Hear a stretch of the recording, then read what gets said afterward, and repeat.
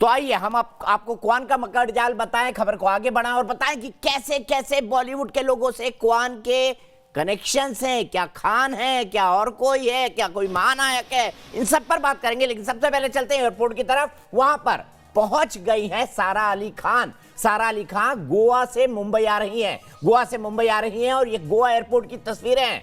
आश्चर्य की बात है, सभी लोग गोवा में हैं। गोवा में करण जौहर भी हैं, अपने परिवार के साथ छुट्टियां मना रहे हैं। सारा अली खान भी हैं जो वहां पर छुट्टियां मनाने गई थी, ऐसा मुझे बताया जा रहा है। वहीं दीपिका पादुकोण और उनकी मैनेजर करिश्मा प्रकाश भी है, जो दोनों शगुन बत्रा की एक फिल्म की शूटिंग के अंदर व्यस्त थे। तो आप तस्वीरें देख सकते हैं, इस वक्त तस्वीरों के अंदर दिखाई दे रहा है गोवा एयरपोर्ट में सारा अली खान अंदर जाने की तैयारी कर रही हैं, चेक इन की तैयारी कर रही हैं।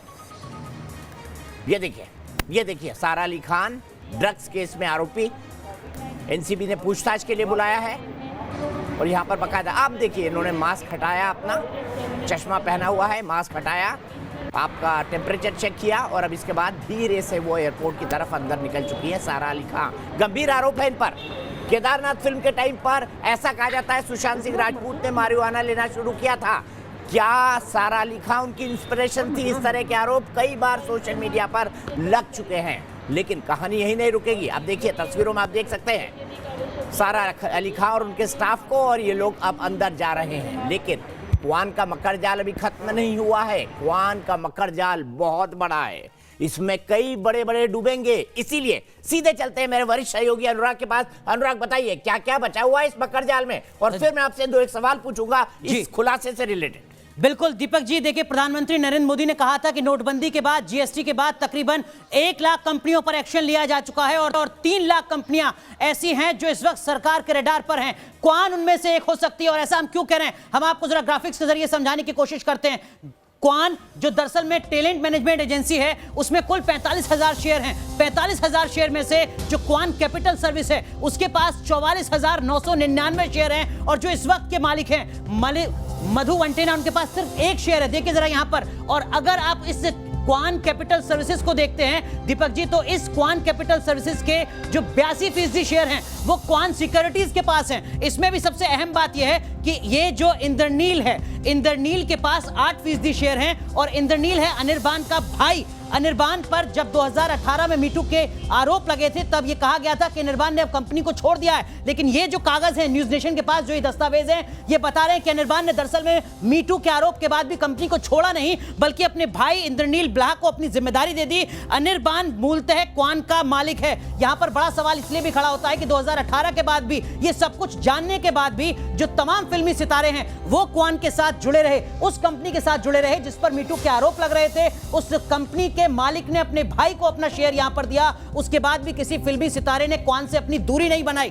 पेच यहीं पर खत्म नहीं होता है। जो क्वान सिक्योरिटीज है जिसके पास 82% शेयर हैं क्वान कैपिटल के, उस क्वान सिक्योरिटीज के जो शेयर हैं वो भी हम आपको बता दें। जरा देखिए, जो बिग बैंग मीडिया वेंचर्स है इसके पास क्वान सिक्योरिटीज के बड़े पैमाने पर शेयर हैं। और ये जो बिग बैंग मीडिया वेंचर्स है इसमें 2 डायरेक्टर कागज पर नजर आते हैं। पहला डायरेक्टर मधु मंटेना, जिसके पास 99% शेयर हैं। यहां पर एक गौर करने वाली बात यह है दीपक जी कि जो मधु मंटेना, जिसके पास इस बिग बैंग मीडिया वेंचर्स के 99% शेयर हैं, इसी मधु मंटेना के पास सिर्फ 1% शेयर है उस सबसे पहली कंपनी का जिसका जिक्र यहां पर हम लगातार कर रहे हैं, क्वान टैलेंट मैनेजमेंट एजेंसी। यहां पर एक और जो अहम बात है वो ये कि सलमान खान की कंपनी पर 2018 में इस तरीके की खबर आ रही थी कि सलमान खान की कंपनी ने इस बिग बैंग मीडिया वेंचर्स में अपनी हिस्सेदारी खरीदी है। हालांकि 2020 में जब ये विवाद लगातार सामने गरमाया तो सलमान खान की टीम की तरफ से सफाई दी गई। ये कहा गया कि सलमान खान की तरफ से कोई भी किसी भी तरीके की न सिर्फ क्वान टैलेंट मैनेजमेंट एजेंसी में बल्कि किसी भी कंपनी में कोई हिस्सेदारी नहीं है। लेकिन ये जो पूरा मकड़ जाल है ये आप देख सकते हैं कि मधु मंटेना, जिसके पास बिग बैंग मीडिया वेंचर के 99% शेयर हैं, इसी मधु मंटेना के पास जो शुरुआती कंपनी है Kwan management talent management agency, उसका सिर्फ 1% हिस्सा नहीं है, या कहिए सिर्फ 1 शेयर है। तो ये दरअसल में एक पूरा मकड़ जाल है जिस पर अब जांच एनसीबी के साथ साथ ईडी को करनी होगी, इनकम टैक्स डिपार्टमेंट को करनी होगी कि कहीं यहां पर कुछ दस्तावेजों में भारी गड़बड़ झाला तो नहीं है। और अगर ऐसा साबित होता है तो मुश्किलें दीपक जी और ज्यादा बढ़ने वाली हैं। राहुल राज मेरे साथ जुड़े हुए हैं, मनोज गोरेका जी जुड़े हुए हैं जो कि डिप्टी एडवोकेट जनरल हैं सुप्रीम कोर्ट के महाराष्ट्र सरकार को मामलों में। लेकिन सबसे पहला सवाल मेरा, भाई मधु मोंटेना वर्मा को अगर 99% शेयर चाहिए थे तो वो सीधे से क्वान मैनेजमेंट पे ले लेते। ये बिग बैंग के जरिए इसको घुमाने की क्या जरूरत थी? क्या छुपाने की कोशिश करी जा रही है? क्यों एक क्लीन इसका जो पैटर्न है वो क्लीन क्यों नहीं है कंपनी बनाने का? ऐसा कब किया जाता है अनुराग? जी बिल्कुल, ये तब किया जाता है जब सब कुछ सामान्य ना हो, और अब ये जांच में पता चलेगा। और यहां पर मामला सिर्फ एक मधु मंटेना का नहीं जिसका जिक्र आप दीपक जी यहां पर कर रहे हैं। अनिर्बान ब्ला जिस पर 2018 में आरोप लगता है मीटू का, वही अनिर्बान यहां पर अपनी हिस्सेदारी को अपने भाई के नाम पर ट्रांसफर कर देता है। और क्या ये सब कुछ सामान्यतः हो रहा था? क्योंकि तब भी इस कंपनी की तरफ से यह दावा किया गया था कि देखिए साहब, अब अनिर्बान ब्ला का इस कंपनी में कोई वास्ता नहीं है। लेकिन हमारे पास जो दस्तावेज हैं वो लगातार बता रहे हैं कि मधु मंटेना जिसके पास 99% शेयर हैं बिग बैंग मीडिया वेंचर्स के, उसी मधु मंटेना के पास सिर्फ एक शेयर है 45,000 शेयर्स में से। और वहीं दूसरी तरफ अनिर्बान और अनिर्बान के भाई के बीच में एक तरीके से अपनी जो कुर्सी है वो यहां पर बदली गई है। तमाम बड़ी तस्वीरें, तमाम बड़े आरोप यहां पर सामने आ रहे हैं इन आंकड़ों के बाद और न्यूज नेशन के इस खुलासे के बाद। अनिर्बान ही तो नहीं चला रहे हैं क्वान को, जिनके बारे में साफ है कि वो टैलेंटेड यंग लड़कियों को कहा करते थे कि मेरे सामने ऑर्गेज्म करके दिखाओ तभी तो तुम एक्टर बन पाओगी। ये आरोप उनके बारे में लगे हुए हैं बाकायदा सोशल मीडिया पर, कोई भी जाकर देख सकता है क्या चल रहा है फिल्म इंडस्ट्री में। सीधे चलता हूं राहुल राज के पास। राहुल राज एक एक्टर है, क्वान मैनेजमेंट कंपनी के साथ जुड़े रहे। राहुल, क्या बता पाएंगे क्वान के बारे में हमें? क्या चलता है वहां पर? सर देखिए, मैं क्वान के साथ जुड़ा तो नहीं था क्योंकि एक्टर होने के साथ साथ मैं प्रोड्यूसर भी था, तो प्रोड्यूस करने के लिए काफी बार क्वान के साथ संपर्क करना पड़ता था। तब मुझे ऐसा कुछ एहसास तो हुआ नहीं, पर आज मुझे जो समझ में आ रहा है सर कि क्वान मैनेजमेंट जो है ये बेसिकली एक नेपोटिज्म का बैकबोन है और एक गोल्डन हैंडकफ्स डाल के ये एक्टर्स को ये ड्रग्स का आदी करते हैं। उनका एक डार्क सर्कल बनाते हैं आपस में कि तुम कहीं नहीं जा सकते क्योंकि तुम्हारा सीक्रेट्स मैं जानता हूं। ये टैलेंट मैनेजमेंट कंपनी क्या होता है सर? जो टैलेंट को मैनेज करता है। क्वान एक टैलेंट मैनेजमेंट कंपनी नहीं है सर। क्यों नहीं है मैं आपको बताता हूं। टैलेंट मैनेजमेंट का मतलब होता है वो कोई थिएटर में जाए, कोई एक्टर को चुने, टैलेंट को चुने, उसे प्रमोट करे। नहीं करते हैं सर ये जब आप एक्टर से एक स्टार बन जाते हैं तब आपको लाते हैं और आपको ये ड्रग्स करवा के या इस टाइप के साइकेडेलिक सब्सटेंस करा के आपको एक सीक्रेट सर्कल में, एक डार्क सर्कल में, आप ही अभी दीपक जी कह रहे थे कि सब गोवा में है। आप कह रहे थे ना दीपक जी?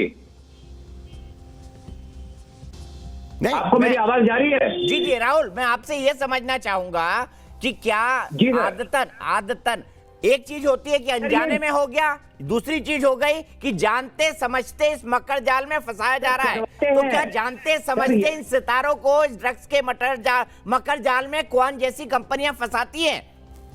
बिल्कुल, आप सामने हैं सर, हमारा सच हमारे सामने है। आप देखिए ना सर, ये क्या करते हैं, आपको ड्रग्स करवाते हैं तो एक सीक्रेट जान जाते हैं कि ये, अब वो आर्टिस्ट जानता है कि ये जो है जानता है मेरा सीक्रेट क्या है। अब मैं इसके अगेंस्ट में जा भी नहीं सकती। आर्टिस्ट विक्टिम हो रहा है सर यहाँ पे। आप एक आदमी को आदी हो, आप एक मैनेजमेंट को चला रहे हो जहां से आप ड्रग्स की प्रॉपर रूप से सप्लाई कर रहे हो। आपको एमडीए में एक्सटीसी और ये सब सारे ड्रग्स क्या है सर? अगर आप गूगल में सर्च करोगे तो आपको पता चलेगा साइड इफेक्ट्स क्या है। राहुल, आपकी आवाज नहीं आ रही है, आपकी आवाज ठीक करूं उससे पहले मैं एडवोकेट मनोज गोरेका के पास चलता हूं। एडवोकेट मनोज जी, मैं आपसे जानना चाहूंगा कि इस मकर जाल को देखकर, क्योंकि आप बड़े बड़े सरकारी पदों पर रहे हैं, आप महाराष्ट्र के डिप्टी एडवोकेट जनरल रहे हैं, आप तो समझते होंगे ये पूरा इस तरह के स्ट्रक्चर्स क्यों तैयार किए जाते हैं कंपनी फॉर्म करने के लिए, क्यों फर्जी पते दिए जाते हैं, क्यों फर्जी शेयर होल्डर्स बताए जाते हैं। आपको क्या लगता है इस पूरे पैटर्न को देखने के बाद? जी, मैं महाराष्ट्र का नहीं, उत्तराखंड का डिप्टी एडवोकेट जनरल हूँ और अभी 4 राज्यों का गवर्नमेंट लॉयर हूँ सुप्रीम कोर्ट में। मैं इस मामले में आपको एक बात बताना चाहता हूँ कि जब ये सुशांत राजपूत का मामला आया था तो ये केस सुसाइड केस है या फिर अटेम्प्ट टू सुसाइड केस है, क्या केस है करके जब इसमें सुप्रीम कोर्ट ने सीबीआई को डायरेक्शन दिया था इन्वेस्टिगेशन करने के लिए, जब सीबीआई ने इन्वेस्टिगेशन किया उसमें ये नजर आया कि जो रिया चक्रवर्ती है वो उनको स्लो पॉइजन ड्रग्स देके इसलिए जो है उन्होंने उसकी डेथ करी, इस तरह की बातें आई। तो उस पर इन्वेस्टिगेशन हुआ। तो ड्रग्स से रिलेटेड जो इन्वेस्टिगेशन करती है वो नारकोटिक कंट्रोल ब्यूरो करती है, और जिसमें एनडीपीएस एक्ट 1986 के अनुसार इन्वेस्टिगेशन, उस एक्ट के अनुसार इन्वेस्टिगेशन हुआ। और इन्वेस्टिगेशन में ये आया कि जो पेपर थे, जो नोट्स थे, जो मेडिकल जो मेडिसिन थी, उसको गलत किया गया, उसमें सिग्नेचर गलत किए गए, और धीरे धीरे करते करते ये ड्रग्स का बहुत बड़ा जो है खुलासा हुआ। मैं आपको एक एग्जांपल देना चाहता हूं। मैंने छत्तीसगढ़ में एक ट्रक गांजा जो है, पुलिस एक ट्रक गांजा पकड़ा गया था, उसमें उस केस में मैं यहां से रायपुर जाके मैंने उस केस में आर्गू किया था।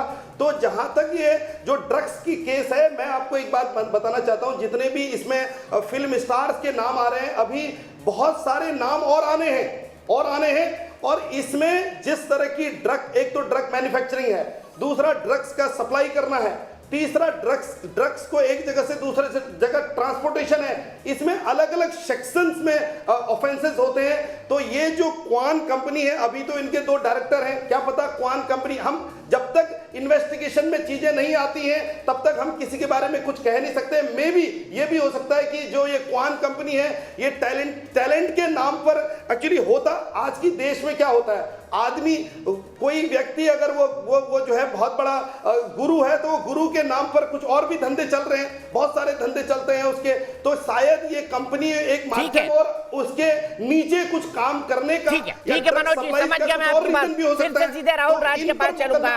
राहुल राज जी, मुझे इस बात का जवाब दीजिए, क्वान के साथ आपका एक्सपीरियंस कैसा रहा, और क्या कभी आपका एक्सपीरियंस इस तरीके का रहा जिस तरह के आरोप क्वान पर लग रहे हैं? दूसरा, क्या दूसरी टैलेंट मैनेजमेंट कंपनी, क्योंकि हम तो एक क्वान की बात करें, अगर ये खड़े हैं तो इनके कई दूसरे भाई बंधु भी खड़े हो गए होंगे ना। आपका निजी अनुभव इन टैलेंट मैनेजमेंट कंपनियों के बारे में क्या रहा है? सर मैं बताता हूँ आपको क्या है। ये जो इंडिया के अंदर जो साइकेडेलिक इवेंट्स शुरू हुए, जो गोवा से शुरू हुआ, 3 दिन के इवेंट्स, मैं नाम लेके नहीं बोलूंगा। होता क्या है सर, वो एक साइकेडेलिक म्यूजिक, एक ऐसा म्यूजिक है, बिना ड्रग्स के आप वो म्यूजिक बर्दाश्त कर ही नहीं सकते। आप देखिए ये साइकेडेलिक म्यूजिक आया कहाँ से है सर? ये आया है टुमारोलैंड से आया है, ये आया है, इस टाइप के जो कॉन्सर्ट्स बाहर होते हैं वो पूरा का पूरा ड्रग्स के ऊपर ही निर्मित होता है सर। जब इस टाइप का जो इवेंट है सर, ये जब ट्रांसफर होने लगा, जब वो गोवा से बॉम्बे में आया और 10,000 20,000 लोग ड्रग्स किए सर, वो 20,000 लोगों को सर एक साथ वो ड्रग्स बेचा गया, वहां पे कराया गया, वो फिर पूना गया, गुजरात गया, जो ड्राई स्टेट है सर, वहां लोग अल्कोहल तक नहीं पीते, वहां भी ये साइकेडेलिक इवेंट्स किए गए। सबसे पहले सर मैं ये कहूंगा कि सर ये इवेंट्स इंडिया के अंदर जो साइकेडेलिक ट्रांस इवेंट्स होते हैं, इसे बंद किया जाए। दूसरी बात सर, यही इवेंट के में जो हजारों लाखों लोग जो ड्रग्स का यूज करते हैं सर, वो इसका आदी हो जाते हैं सर। फिर ये हाथों से अंदर गुफा में लैब बना के जो ड्रग्स मैन्युफैक्चर होता है, मैन्युफैक्चर होके जब आता है, आके कंज्यूमर के पास कैसे आता है? ये तो कोई लेबल लगा के बेच नहीं सकते दवाई की तरह। ड्रग्स भी एक दवाई है। तो सर ये इस टाइप के जो साइकेडेलिक कॉन्सेप्ट्स होते हैं सर, यहाँ से ये मार्केट में फैलाया जाता है। ये मेरा खुद का अनुभव सर, मैंने देखा है इस टाइप के हमेशा गोवा में आप देखो सर, जब इवेंट होते हैं तो ड्रग्स ओडी में लोग मर गए। अगर ऐसा होता है तो फिर वो यहाँ बॉम्बे में, फिर इंदौर में, सर ये ड्रग्स का जाल सर बहुत दूर दूर तक फैला हुआ है। जहाँ ठीक है राहुल, हम विस्तार से बात करेंगे इस पर, आपसे विस्तार से भी बात करेंगे आगे, लेकिन पहले मैं विकास श्रीवास्तव के पास चलता हूँ। विकास, मैं आपसे जानना चाहता हूँ, क्या कहती है ग्राउंड सिचुएशन, क्या कहती है ग्राउंड रिपोर्ट? कब पहुंचने वाली है दीपिका पादुकोण? क्या निकल चुकी है गोवा से?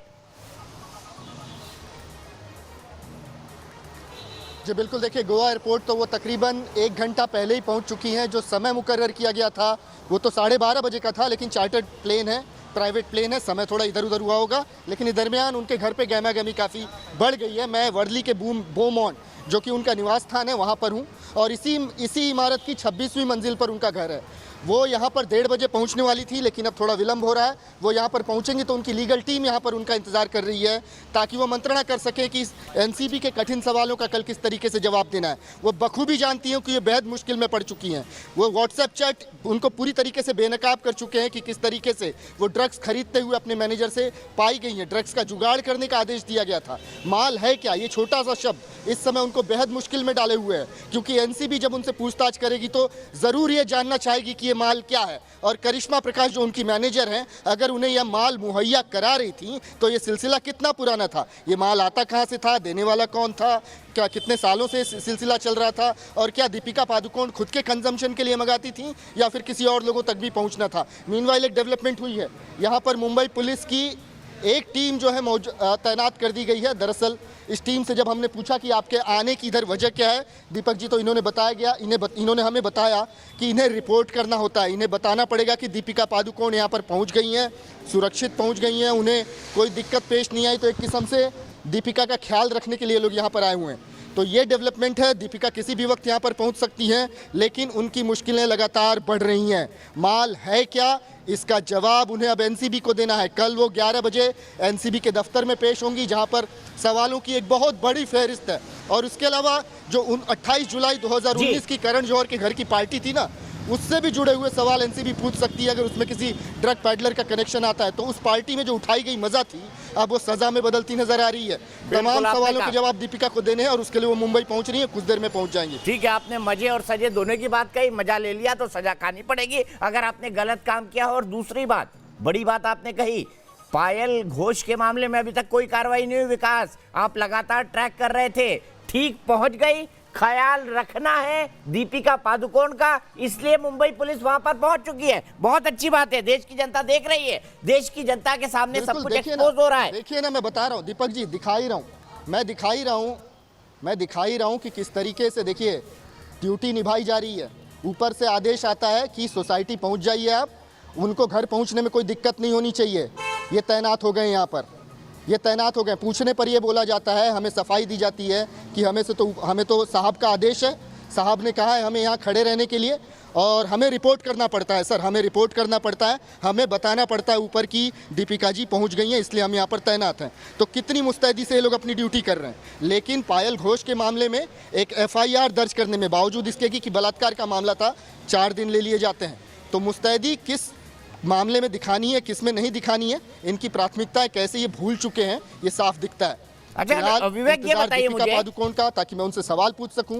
तो ये बताइए मुझे, चलिए पायल घोष का जिक्र आ ही गया और आपने मुंबई पुलिस की मुस्तैदी दिखा दी, सबकी सेवा में सदैव तत्पर, बॉलीवुड के उन लोगों की सेवा में सदैव तत्पर जो किसी दूसरे के साथ इस वक्त खड़े हुए हैं पॉलिटिकली। मैं आपसे जानना चाहता हूं, समझना चाहता हूं, क्या कहा मुंबई पुलिस के उन अधिकारियों ने पायल घोष की FIR के बारे में, क्योंकि अब 24 घंटे से भी ज्यादा बीत गए, अभी कुछ देर बाद 48 घंटे हो जाएंगे। अनुराग कश्यप से पूछताछ क्यों नहीं? क्या मुंबई पुलिस को अनुराग कश्यप का मोबाइल नंबर नहीं पता है कि घुमाकर बोल दे कि भैया आ जाओ, पूछताछ करवा के चले जाओ? यही तो दिक्कत है, यही तो विडंबना है दीपक जी की 24 घंटे में भी जब कुछ पूछताछ नहीं हो रही है ना, मुंबई पुलिस हाथ पे हाथ धरे बैठी है। इसी वजह से पायल घोष को आज दोबारा अपनी सोसाइटी से निकलकर अपने वकील के साथ 4 बजे वर्सोवा पुलिस स्टेशन जाना पड़ रहा है। वो जाएंगी, कुछ देर में वहाँ पर पहुँचेंगी, 4 बजे का वक्त है, और वो गुजारिश करेंगी कि भैया मैंने देखिए बहुत ही संगीन आरोपों के तहत ये मामला दर्ज कराया है, बलात्कार का मामला दर्ज करवाया है, मैंने मामला दर्ज करवाया है, विनय भंग का मामला दर्ज करवाया। तो इन धाराओं की संगीनियत बताई जाएगी मुंबई पुलिस को और गुजारिश की जाएगी कि आप कार्रवाई कीजिए। 4 दिन में तो आप FIR लेते हो, लेकिन 24 घंटे बाद भी कोई कार्रवाई नहीं होती। इस वजह से पायल घोष को दोबारा जाना पड़ रहा है। 4 बजे वो जाएंगी। तो मुंबई पुलिस बखूबी जानती है, सदरक्षणाय खल निगृणाय, ये है टैग लाइन है, जिसमें ये सदैव तत्पर रहते हैं लोगों की सुरक्षा के लिए। लेकिन सुरक्षा किसे दी जा रही है? सुरक्षा एक खास तबके को दी जा रही है। सुरक्षा किन्हें देनी है ये मुंबई पुलिस शायद जानती ही नहीं। प्राथमिकता खत्म हो चुकी है, भूल चुके हैं ये। 4 दिन में पायल घोष का FIR लिया जाता है, लेकिन दीपिका पादुकोण जो कि अभी पहुंची भी नहीं है मुंबई, उनको सुरक्षित यहां तक पहुंचाने के लिए ये टीम देखिए यहां पर तैनात हो जाती है। चलिए आप भी मुंबई पुलिस के इस रूप को एंजॉय करिए। मेरा एक आदेश का पालन करते हुए। विकास मेरा कल रात का ट्वीट जरूर पढ़िएगा, मुंबई पुलिस के बारे में मैंने किया है। थोड़ा हंसी भी आएगी आपको वो पढ़कर, लेकिन आज वाकई मुझे लग रहा है कि वो मुंबई पुलिस जिसको स्कॉटलैंड यार्ड से कंपेयर किया जाता था, आज इस सरकार में कैसे खड़ी है, किन हाथों के सामने खड़ी है। रुकेंगे एक ब्रेक के लिए, लेकिन क्वान का काला चिट्ठा अभी खुलना बाकी है। कौन है खान गैंग का वो शख्स जो कर रहा है क्वान को फाइनेंस? ब्रेक के बाद।